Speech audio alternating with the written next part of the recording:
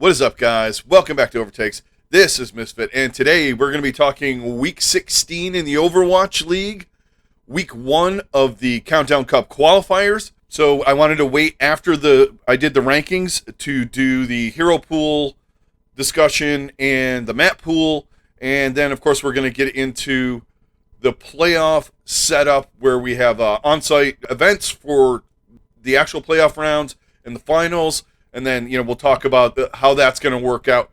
And then we'll dive into qualifier week 1 for the Countdown Cup. We're going to talk a couple of matches today. I narrowed it down to 2 that I really wanted to talk about. So we're going to be talking about the Dallas Fuel and the Paris Eternal, and the LA Gladiators and the Washington Justice. There's really nothing going on in the East that was fairly intriguing to me because we had the Valiant involved. When we had the Valiant involved, it detracts from matches and all that. Before we get started, I'd like to thank all you guys for joining me. All of your support has been greatly appreciated. And if you're new, thanks for stopping by. I do Overwatch League content 2 to 3 times a week, and in the off season it fluctuates, and some weeks I do more depending on what's going on. And thank you for joining me. All right, guys, let's get into it. We got a lot to cover today, and we're going to start with talking about we finally got the playoff format set for post-Countdown Cup, the actual playoffs leading to the grand finals and all that. So we have the format. Not the format. We knew the logistics, I guess, is what I want to get at with that. So we have the play-ins starting, or the knockout round, or whatever it is, to get from the top 9 in the West and I believe it's the top 5 in the East, down to 8 teams that are competing to go to the grand finals.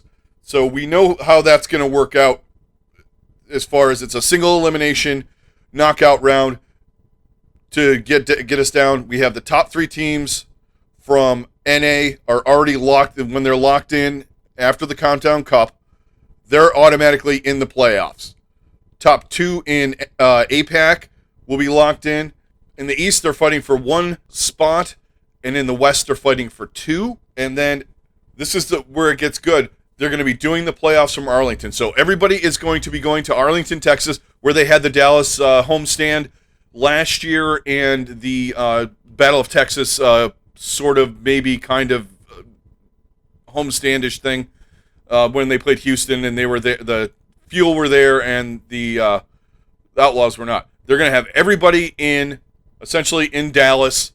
That includes the East teams. They are going to be doing the double elimination playoffs in front of a live audience on LAN. I am so excited to see this. It's going to be fantastic.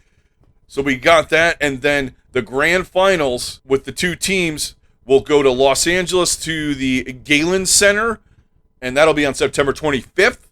And we have that all set. I am excited. I'm glad we got LAN for the finals and the playoffs. I am excited to see both sides of the ocean be, or whatever you want to, however you want to skew that. I'm glad that we're going to get to see them finalize the playoffs and the grand finals on LAN in front of a live audience. It just adds to the excitement. That was the one thing that was missing from last year. It was fun to watch the playoffs and the grand finals, but there was no audience, and that's one of the things that drew me to it, like early on, other than the fact that I'm a big fan of Overwatch, was the live audiences at the Blizzard Arena were electrifying, at least in the first year, and then, it kind of waned a little bit. That's a whole nother story for another day.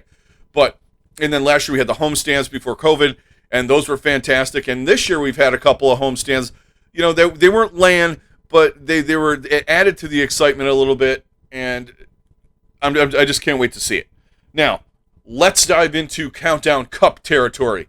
So, we have all of the things set for the Countdown Cup as far as maps, and this is a hero pool stage, and they got the hero pool in a ridiculous way. Almost as ridiculous as getting it with a cat last year. They did, was it Marbles on Stream on Plat Chat, and our hero pool is as follows, at least out of the hero rotation, as they're calling it. We have Echo's out, Ashe's out, Sigma's out, and Lucio's out. All right, let's talk about this a little bit. Now, this is going to shake things up in the West more than the East. I think there's some stuff in the East that's going to get a little thrown off. It's mostly on some of the maps and some of the teams. They like to run Ash. Chengdu ran Ash a little bit, and Echo to an extent. Same thing with Shanghai. A lot of these teams kind of ran these comps. They're going to be able to run that same ball comp that they were doing in the Summer Showdown, as far as your teams like Shanghai and Chengdu.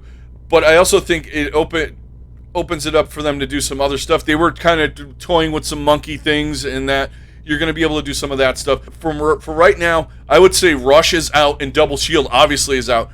Without Lucio, I mean, you can run a Rissa comp set on some of the stuff if you really wanted to. I think on some of the escort maps, we'll get into the map pool in a little bit, but some of them you could do a Rissa Diva, but without the Lucio, sometimes the movement is not as good. It really throws you off, and obviously without the second Double Shield. You can use Orisa without Sigma. It has been done. It was done for a long time before Sigma came in. I know it's hard to believe. Sigma's been in for almost 2 years, but they played the game without Sigma for a while. So, I mean, it's more optimal with it. You can do things without him. One of the other things I think in the overall hero pool thing, NA is, like I said, the East will be fine. NA is going to be a little thrown, and they're going to have to fall back on some other comps or learn some comps, for the last week.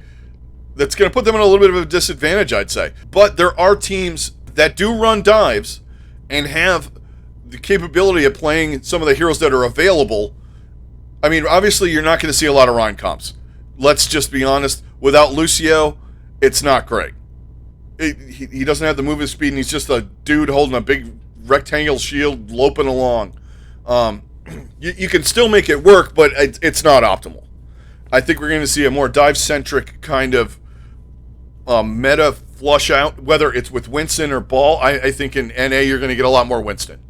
With the the propensity of these teams to not play Ball and not have a great Ball player, and also the other components, I really don't, there's a lot of Brig players and Bat players, but the Zenyatta play in NA is not as good.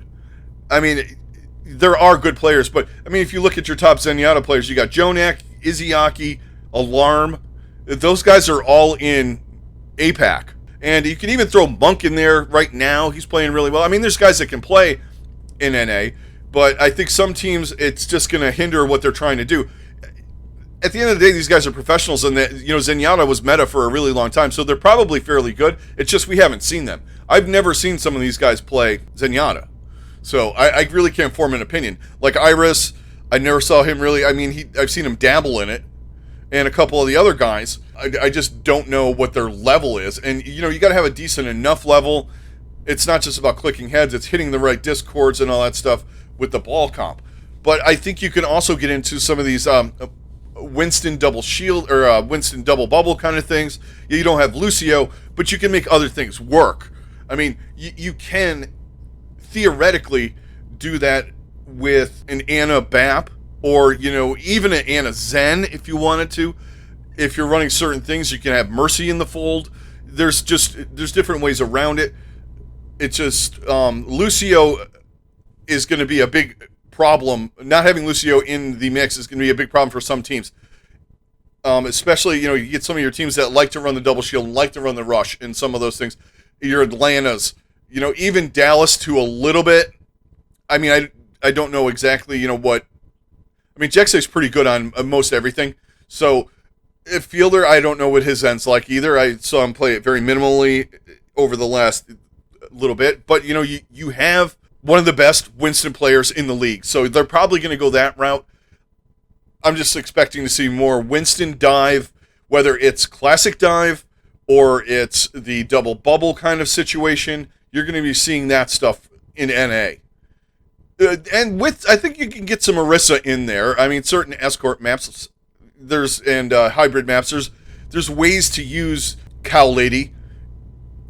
I mean, we'll go over the map pool, but I mean, you have certain maps like Blizzard World Havana. You could shoehorn her in a comp. If you play her better on those kind of maps than you would say a Winston dive, you might want to go for it. You can run a lot of things. I mean, some of the stuff that I keep harping on Atlanta, but they run, get around it. They run Torb and things like that. You can anti-dive on a cart, potentially run Bastion type of things that we've seen in the past, especially if they specialize in BAP. You got protection for the Bastion or Torb. There's just a lot of ways around it. East, I think, is fine. They're going to run what they've been running. Teams like Seoul that kind of varied could be in for not trouble, but a little bit of But their schedule isn't as hardcore. One would kind of think. I mean, they got the Valiant and the Spark this week, so I mean that's potentially 2 wins for a team on that level that we think they're on, not the level that the box of chocolates usually gives you, which would probably be a 3-0 loss to Spark and then 3. The story of Seoul. How's that?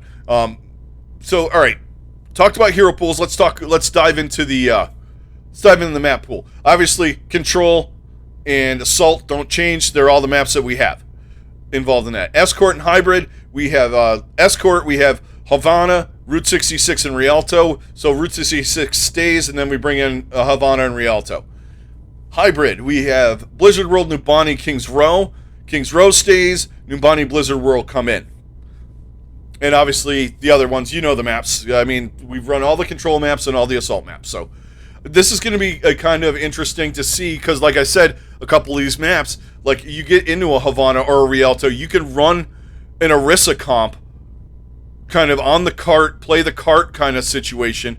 Maybe with Numbani you could do that, but, there's some situations where you can run different comps. I think it's going to be a very frenetic, fast-paced kind of dive thing, or you can do reactive dives too. I mean, we all remember how New York played in Season 1, so there's ways around that. I personally am excited about this with the maps that are in there and the potential for dive, because a lot of you guys know me from Season 1. I loved dive. That is my favorite comp to watch.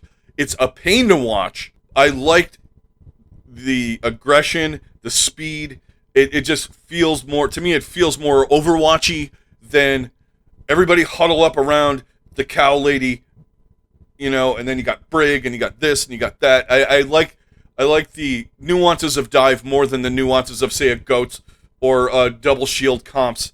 I liked some of the rush stuff with Sim. I thought that was interesting, but dive is my favorite, and I'm excited about this, and that, I really dove, no pun intended with the dove there.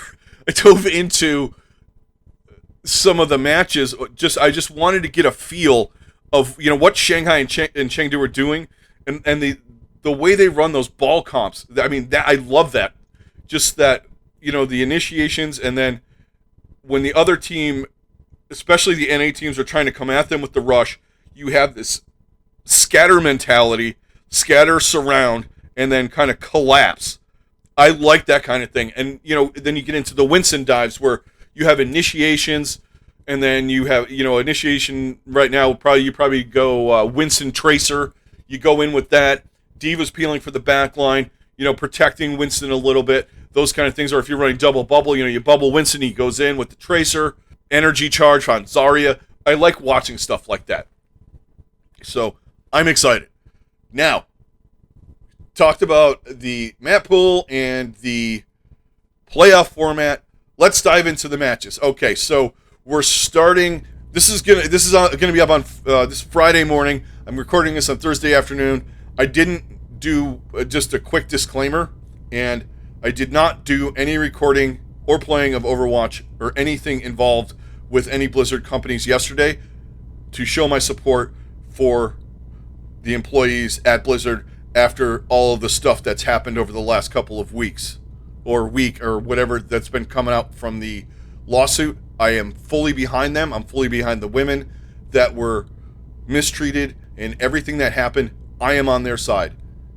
I always will be. And there was a point where I said, you know what? I might not do content for this game because of what happened in the past. But I want to be a voice, at least help people who need a voice in some way, shape, or form to show support for them, and that not everybody there was part of that culture, and to support the people that were sexually harassed and all of the other god-awful things that these idiots did there. I'm on their side, and these people are great game developers, and any of the discriminatory bullshit that was going on there and keeping people down in jobs and all that, I'm on their side. I'm 100% on their side, so I did not do one iota of Overwatch League. I did not look at one page, so this is a little late on purpose. If anyone from Blizzard, any employees from Blizzard are listening, watching, I'm with you guys. Anything you, and then this is true statement, anything you guys need, I'm here. Now, let's get into Week 16 of the Overwatch League, Week 1 of the qualifiers for the Countdown Cup. All right, so we had a lot of kind of intriguing matches this week. I went for 2. I want to try to focus on 2. I usually will be doing 1 from the East, 1 from the West. Generally, though, in the 4th week, you guys, I'm going to talk a little bit more because of implications for the tournament. So I went with 2 matches. There's nothing on the East side of the bracket that really caught my eye. You could maybe say the Philly and Shanghai match, but maybe in stage 1. And that was about it. The rest of them are just, I have no good feel for what's going to happen in those, but there was quite a few in NA. I picked 2. We're going to talk Dallas and Paris and Washington and the Justice after that. So let's talk Dallas and Paris. All right, we have the map pools, the what have you, and the whatnot for the stage. Dallas coming in, all right, they didn't have their normal showing in the Summer Showdown. They got a little boomed by the ball comps, which I think they learned a lot from playing Chengdu twice in that tournament and the tournament before where they lost. If they can execute, that's a whole other thing to maybe mirror something like that or figure out a way to defeat that with the players that they have and all that kind of thing. Now, a lot of their stuff isn't generally affected. Yes, Lucio's out, but they tended to beat their own drum on what they were playing. They can do Winston dive stuff. They can do a bunch of different things. Potentially run ball. I know Fearless is not the best ball, but he is top 3 on Winston, top 2. Maybe him, Gushway, maybe 1 or 2 other people in that mix. So you have that to work with. You have Hanbin, who's a fantastic off-tank and can play just about anything at a super, super high level. And, of course, Sparkle and Doha. You're going to probably see some iteration, I would say, of a Winston dive, Tracer, potentially Doha doing a Sombra, or something else. So you have that.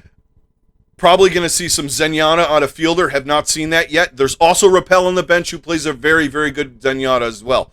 So they could go in that direction. Maybe sub Winston out for ball, do a Winston Zarya double bubble thing, or do a Winston Zarya dive. Now, you have Paris on the other hand. They've been running dive comps and some of these things for a while now. So you have a format and some practice in on some of this stuff, and they're playing at a high level. Like I've been saying, Dridro and Vastola are fantastic. Then you have Khan, and you have some of these other guys that have been playing really, really well too.